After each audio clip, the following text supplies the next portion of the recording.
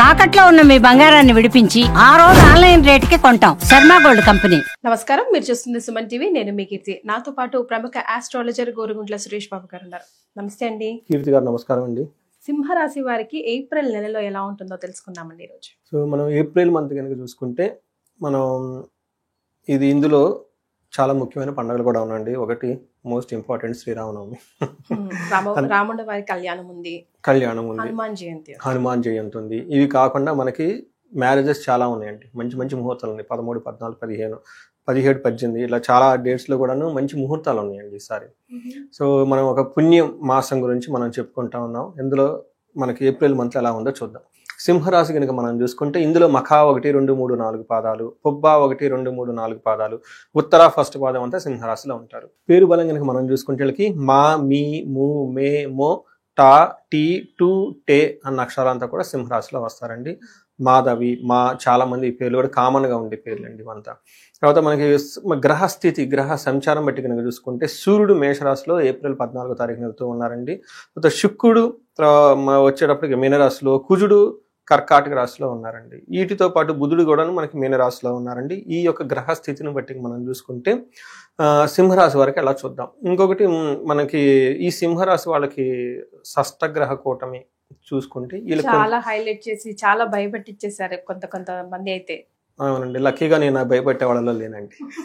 నేను అసలు దాని గురించి వీడియోనే చేయలేదు. యాక్చువల్గా నేను మా టీం చాలా డిస్కస్ చేసుకున్నాము. ఆ వీడియోలంతా ప్రభావం మన మీద పడి మనం ఇప్పుడు వ్యూస్ రావాలంటే మనం కూడా ఒక సెన్సేషన్ క్రియేట్ చేసేటట్టు ఉండాలి. యాక్చువల్గా అయితే ఇక్కడ అంతా ఏమీ లేదు. బట్ ఇక్కడైతే ఉందండి. ఎక్కడ మనకి పొలిటికల్గా జియో పొలిటికల్ లెవెల్ ఎఫెక్ట్ పడుతుంది, కానీ ఇండివిజువల్ లెవెల్ ఎఫెక్ట్ పడదండి. చాలా రాష్ట్రాలకు పడదండి. అందుకని మనకి మ్యాన్మార్లో భూకంపం అదే టైంకి వచ్చింది. చూసారా, కరెక్ట్గా షష్టగ్రహం ఒకటి ముందు రోజే వచ్చేసింది అనమాట. ఒక రోజు అటో ఇటుగా. ఇంకో చోట కూడా ఎక్కడ విన్నానండి ఇట్లా న్యూస్ అవుతూనే ఉన్నాయి. ఈ 2-3 days నుంచి అటో ఇటో ఎక్కడో అవుతూ ఉంటుంది. దాని యొక్క ఇంపాక్ట్ ఒక 10 days ముందు 10 days తర్వాత ఎక్కువ ఉంటుంది. బట్ కొన్ని రాసులకు తప్పక మిగతా రాసులకి అంత పెద్ద ఎఫెక్ట్ ఏమి ఉండదండి. ఇందులో ఎఫెక్ట్ అయిన రాశి ఒకటి మనందరికి బాగా తెలుసు, కన్య రాశి. సింహరాశి వాళ్ళకి 8th house లో మనీ ఎక్కువ ప్లానెట్స్ ఉండటం వల్ల అన్ఎక్స్పెక్టెడ్ గా వాళ్ళ చుట్టూ ఉన్న సంఘటనలు వీళ్ళని కాంప్రహెండ్ చేసుకోలేరు. అంటే అవుట్ ఆఫ్ ది బౌండ్ వెళ్ళిపోతూ ఉంటాయి. నాకు కాల్స్ కూడా కొన్ని వచ్చినాయి, ఏమన్నా ఇలా జరిగింది ఏంటంటే ఆఫీస్లో సడన్గా ఇది అయిందండి. కొంతమంది ఒక ఇంటర్నల్గా ఒక కన్ఫ్యూజన్ స్టేటస్ క్రియేట్ అయ్యి సెన్స్ ఆఫ్ లాస్, మేము ఏదో కోల్పోతున్నాం ఫీలింగ్ ఇలాంటివి వచ్చేసింది. కానీ చాలా నెగిటివిటీ నేను కూడా విన్నానండి. ఎవరికో యాక్సిడెంట్ అవ్వడం, ఎవరో పడిపోవడం, ఏదో ఒక రకంగా నెగిటివ్ అయితే విన్నాను చాలా. కొన్ని రాశులకు అయితే ఉంటుందండి. ఇందులో సింహరాశి వాళ్ళకి 8th house లో ఈ గ్రహాలన్నీ ఉండటంతో సింహరాశి వాళ్ళకి రెండోది వీళ్ళకి మనం అష్టమ శని కూడా వీళ్ళకి చెప్పుకున్నామండి నిన్న మొన్నటి దాకా. సో ఈ టైంలో ఈ ఏప్రిల్ మంత్లో ఎలా ఉందో మనం చూద్దాం. వీళ్ళకి 9th house లో సన్ రావటం వల్ల వీళ్ళ చుట్టూ వాతావరణం నార్మల్గా ఉండే అవకాశం ఎక్కువ ఉందంటే. అంటే ఏప్రిల్ 14 తర్వాత సూర్యుడు వీళ్ళకి జనరల్గా ద్వేషపూరిత వాతావరణాన్ని కల్పించాలి, కానీ ఇలా చుట్టూ ఉన్న ద్వేషపూరిత వాతావరణం నుంచి విముక్తి వస్తుంది, బాగుంటుంది. తర్వాత 12వ ఇంట్లో మార్స్ ఉండటం వల్ల వృధాగా డబ్బు అంటే ఏమవుతారు, డబ్బులు వృధాగా ఖర్చు అవుతాయి. పర్టికులర్గా రోగాలకు సంబంధించిన విషయాల్లో బాగా ధనం ఖర్చు అవుతుంది. శుక్రుడు వీళ్ళకి 8th house లో ఉండటం వల్ల సంపదలను సృష్టిస్తూ ఉంటారు. సో ఈ ప్రకారం కనుక చూసుకుంటే మనకి 8th house లో జస్ట్ శని స్టార్ట్ అయ్యారు కాబట్టి అండి, ఇంకా ఏనాడు శని యొక్క ఎఫెక్ట్ ప్రభావం ఏమీ ఉండదు. కానీ వీళ్ళకి గురువు వల్ల విపరీత వేద ఉండటం వల్ల ధనం కలిసి వచ్చే అవకాశం ఎక్కువగా ఉందండి. అంటే ఒక రకంగా చూసుకుంటే ఒక సామాన్యంగా ఉండే ఒక మంత్ అని మనం చెప్పుకోవాలి. అయితే అందులో కూడాను ఏప్రిల్ 14 తర్వాత చాలా ఫ్రీ అవుతుందండి వాతావరణం. ఇప్పటిదాకా ఉన్న ఒక చుట్టూ ఉన్న అవునండి, అంటే స్ట్రెస్ పోతాం, కొంచెం రిలీఫ్ అవుతారు, బాగుంటుంది అనమాట. సో మనకి సూర్యుడు వీళ్ళకి ఏమవుతుందంటే 3rd house లో చూడటం వల్ల ఓవరాల్గా వీళ్ళు క్షేమంగా చక్కగా ఉంటారు. కానీ 3rd house 9వ ఇంట్లో ఉండటం వల్ల సూర్యుడు ఏమవుతుందంటేనండి నిందాపరాధ కలహం నిర్దోషచ్చ ధనక్షయం పుణ్యార్థ లాభచ్చ నాశచ్చ విచార నవమస్తే రవి అని చెప్తున్నట్టు 9వ ఇంట్లో కనుక రవి ఉండటం వల్ల మంచి మంచి పుణ్యకార్యాలు చేస్తే వాటికి ఆ కార్యకాలకు సంబంధించిన ఇలాంటి ఆటంకాలు ఉన్న తొలగిపోయి సామాన్యంగా ఉంటుంది అని చెప్పుకోవాలి. తర్వాత అనవసరంగా వీళ్ళ మీద నిందలేసి వీళ్ళు ఏదో చేయాలనుకుంటారు కానీ శత్రువులు ఏమీ చేయలేరు. అంటే వీళ్ళ చుట్టూ యారోస్ బాణాలు వస్తూ ఉన్నాయి, కానీ ఏ బాణం వీళ్ళకి తగలదు. ఆ లక్ ఖచ్చితంగా బాణాలు అయితే వస్తే వీళ్ళు భయపడకూడదు, అవి వీళ్ళకి తగలకుండా వెళ్ళిపోతాయి. అందుకని సూర్యుడు వీళ్ళకి ఓవరాల్ గా మంచి చేస్తూ ఉన్నాడు. రావాల్సిన చెడు దగ్గరకు వచ్చేసి ఆగిపోతే తప్ప, భయపడితే తప్ప ఎక్కడ ఏమీ వీళ్ళకి ఇబ్బంది పెట్టే సిచ్యువేషన్ ఉండదు. 12 ఇంట్లో కుజుడు ఉండటం వల్ల 3వ ఇంట్లో దృష్టి, 7వ ఇంట్లో దృష్టి ఉండటం వల్ల ఏమవుతుందంటే దేశాంతరము, వీళ్ళు ఫారిన్ వెళ్ళాలనుకున్న వాళ్ళు ఎవరైనా ఉంటే కనుక చాలా ఫేవరబుల్ గా ఉంటుంది. తర్వాత స్త్రీలతో సంబంధించి లేదంటే పురుషులకు సంబంధించిన వాళ్ళతో ఎక్కువ గొడవలు పడే అవకాశం ఎక్కువగా ఉంటుంది. తర్వాత ధననాశనము, బంధుద్వేషం జరిగే అవకాశం ఎక్కువగా ఉంది. 3వ ఇంట్లో అగైన్ దృష్టి ఉండటం వల్ల ధనలాభం చూపిస్తుంది, ఆరోగ్యంగా ఉంటారు, శత్రువుల మీద వృద్ధి కలిగిస్తుంది, కీర్తి ప్రదేశాలు బాగుంటాయి, బంగారు వస్తువులు కొనే అవకాశం వీళ్ళకి ఎక్కువగా ఉంది. రియల్ ఎస్టేట్ వాళ్ళందరూ కూడా చాలా బాగా కలిసి వస్తుంది ఈ మంత్. సో 7వ ఇంట్లో ఉండటం వల్ల స్త్రీలకి భార్యతో మాట పట్టింపులు రావటము, తర్వాత సోదరునికి మనకి ఏమంటారు సిబ్లింగ్స్ తో కొంచెం ప్రాబ్లమ్స్ వచ్చే అవకాశం ఎక్కువగా ఉంది. అయితే శుక్రుడు వీళ్ళకి 8th హౌస్ లో ఉండేసి విశేషమైన యోగ్యతను తీసుకొని వస్తూ ఉన్నాడు అనమాట. ఎన్ని ప్లానెట్స్ ఉన్నా కానీ మనకి 8th హౌస్ లో శుక్రుడు ఉండటం వల్ల ఏమవుతుందంటే వీళ్ళకి ధననాశం, మహాసౌఖ్యం, తర్వాత బంధుమిత్ర సమాగమ, రాజధనం, రాజదర్శనం, అర్ధప్రాప్తి. ఏంటంటే పై ఉన్న సుపీరియర్లను కలవటము, ధనం రావటము, బంధుమిత్రులతో చక్కగా కలిసి ఉండే వాతావరణం ఎక్కువగా ఉంటుంది, కీర్తి ప్రదేశాలు బాగుంటాయి, టయానికి మంచి ఫుడ్ తింటూ చేయాల్సిన పనులన్నీ చక్కగా చేసుకుంటూ వెళ్ళిపోతూ ఉంటారండి.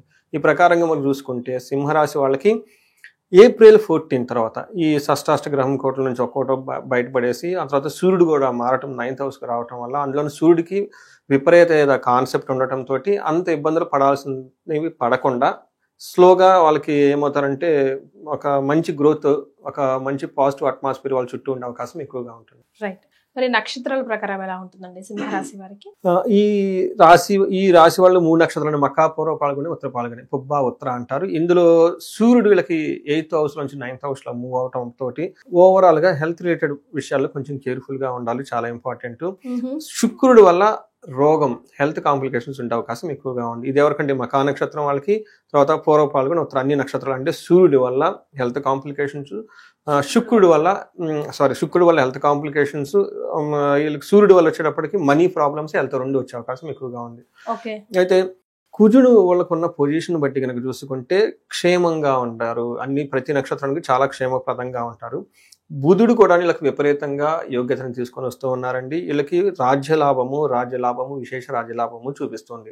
అంటే ఈ నక్షత్రం వాళ్ళకి 2 విషయాల్లో పాజిటివ్, 2 విషయాల్లో నెగిటివ్ చూపిస్తుంది. ఇందులో ప్రతి నక్షత్రం మఖ, పుబ్బ, ఉత్తర నక్షత్రాలకి ఎక్కడ పాజిటివ్ అంటే ఈ మంత్ అంతా ఓవరాల్ గా క్షేమంగా ఉంటారు. రెండోది ప్రతి ఒక్కరికి రాజ్యలాభం ఉంది, ప్రమోషన్స్ వచ్చే అవకాశం ఎక్కువగా ఉంది. నెగిటివ్ ఎక్కడ జాగ్రత్తగా ఉండాలంటే ఫైనాన్షియల్ విషయంలో చాలా కేర్ఫుల్ గా ఉండాలి, హెల్త్ విషయంలో జాగ్రత్తగా ఉండాలి. సో ఈ ప్రకారంగా కనుక చూసుకుంటే చక్కగా బాగుంది. మనకి లత్తా అని ఉంటుందండి, ఇది కొంతమందికి మాత్రమే ఎఫెక్ట్ అవుతుంది, అందరికి ఎఫెక్ట్ అవ్వదు. గురువు వీళ్ళకి మకా నక్షత్రంలో లత్తా ఉండటం వల్ల పశు సంపద, ధన నాశనం అని చూపిస్తుంటుంది. అందుకని పశువుల విషయంలో ఎవరైనా అగ్రికల్చర్ రైతులు కానీ ఎవరైనా ఉన్నా కానీ, లేదంటే ధనం విషయంలో బంగారము, గోల్డ్ ఇలాంటి విషయాల్లో కొంచెం కేర్ఫుల్ గా ఉండాలి, పోగొట్టుకునే అవకాశం ఎక్కువగా ఉంది. పూర్వ పాల్గొనే వాళ్ళు, ఉత్తర పాల్గొనే వాళ్ళకి చెస్ట్ రిలేటెడ్ ప్రాబ్లమ్స్ ఉండే అవకాశం ఎక్కువగా ఉంది. కొంచెం ఓవర్ గ్యాస్ట్రైటిస్ రావటం, చెస్ట్ పట్టుకున్నట్టు ఉండటం, ఆస్మా వాళ్ళు, లేదంటే మనకి ఇదేం చెప్తారు కొంచెం హార్ట్ అటాక్, ఇలాంటి వాళ్ళు ఎవరైనా ఉంటే కొంచెం చెస్ట్ కంజెస్టెడ్గా ఉండే అవకాశం ఎక్కువగా ఉంది. అంటే ప్రికాషన్స్ తీసుకోవటం, వాకింగ్గా చేయటం, తర్వాత ఫుడ్ చక్కగా తీసుకోవటం, లైట్ ఫుడ్ తీసుకోవటం. అందులో సమ్మర్ కదండి, కొంచెం ఆయిల్ ఫుడ్స్ లాంటివి అవాయిడ్ చేసి చక్కగా కూల్గా ఉండే ఫుడ్లు తీసుకుంటే చాలా బాగుంటుంది. ఉత్తర పాల్గొనే వాళ్ళకి బ్లడ్ రిలేటెడ్ జ్వరాలు కానీ ఏమన్నా వచ్చే అవకాశం ఎక్కువగా ఉంది. ఒక 10 days జాగ్రత్తగా ఉండాలండి. సో ఓవరాల్గా చూసుకుంటే ఈ ఒక సామాన్యంగా ఉండే సింహరాశి అని మనం తెలుసుకోవాలి. రైట్. మరి ఏం రెమెడీస్ పాటిస్తే బాగుంటుంది అంటారండి? హెల్త్ పరంగా, ఫైనాన్షియల్ గా 60-40 కనిపిస్తా ఉంది కదా. అవునండి.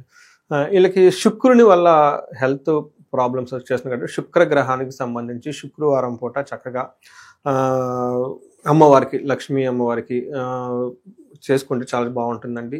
ఇంతే కాకుండా ఎవరైనా గనక ఇంట్లో ఉంటే మనకి తులసి చెట్టుకి మనకి ఏమంటారంటే నువ్వుల నూనెతో గనక దీపారాధన చేస్తూ ఉంటే మంత్ అంతా శుక్రుని వల్ల ఉండే ప్రాబ్లమ్స్ ఏమైనా ఉంటే పోతాయండి. తర్వాత బొబ్బర్లు ఇలాంటి దానం చేసినా కానీ బాగుంటుంది. ఇంకా చెయ్యగలిగితే, ఇది పుణ్యమాసం కాబట్టి అండి, సుహాసిని పూజ అని ఉంటుంది. చిన్న పిల్లలకి ఇంటికి తీసుకొచ్చేసి వాళ్ళకి కొంచెం తాంబూలం పెట్టడం, స్వీట్లు ఏమైనా ఇవ్వటం, బిస్కెట్లు ఏమైనా ఇవ్వటం, వాళ్ళకి అట్లా ప్రసాదం లాగా పెట్టి అయితే ఆ దోషం పోతుందండి, శుక్రుడు పెట్టే దోషం పోయి. ఇట్లా ఇలానే కొంతమంది ఏజ్డ్ లేడీస్ ఉంటారు బాగా, వీళ్ళకి వస్త్రాలు దానం చేసినా కానీ వాళ్ళు కొంచెం ఇబ్బందులు పడుతూ ఉంటారు, అలాంటి వాళ్ళకి హెల్ప్ చేసినా కానీ బాగుంటుంది. సూర్యుడి వల్ల వీళ్ళకి మనీ ప్రాబ్లం ఉంది కాబట్టి అండి, వీళ్ళకి సూర్యుడికి సంబంధించి పర్టికులర్గా ఏదైనా ఒక మంత్రం చెప్పుకుంటే చాలా బాగుంటుందండి. పర్టికులర్గా మనకు వచ్చేటప్పటికి ఆదిత్య హృదయ స్తోత్రం అని ఉంటుంది, బాస్ నుంచి ప్రాబ్లమ్స్ ఉన్నవి చేస్తే పోతుంది. ఇంకా గాయత్రి మంత్రం జపం చేసుకున్నాం, తర్వాత మనకి అగ్నిహోత్రము చేసుకున్నా, అంటే సంధ్యావందనం చేసే ఆచారం ఎవరికైనా ఉంటే కనుక ఈ మంత్ తప్పకుండా, కొంతమంది రెగ్యులర్గా చేస్తారు, కొంతమంది రెగ్యులర్గా, బట్ ఈ టైంలో కనుక చేస్తే చాలా బాగుంటుంది, కలిసి వస్తుందండి. ఇంతవరకు చేస్తే బాగుంటుంది. అయితే ఫారిన్ వెళ్ళాలనుకున్న వాళ్ళకి, క్షేమంగా ఉండాలనుకున్న కూడా చాలా అనుకూలమైన టైం ఉంది. తర్వాత మనకి మెర్క్యూరీ, బుధుని వల్ల వీళ్ళకి రాజశ్యామల రాజ్య లాభం కనిపిస్తుందండి. ఎవరికైనా అంటే ప్లానెట్స్ వీళ్ళకి అనుకూలంగా ఉన్నాయండి, ఒక ప్రమోషన్స్ రావడానికి, ఉన్నతంగా ఎదగటానికి చాలా అనుకూలమైన వాతావరణం.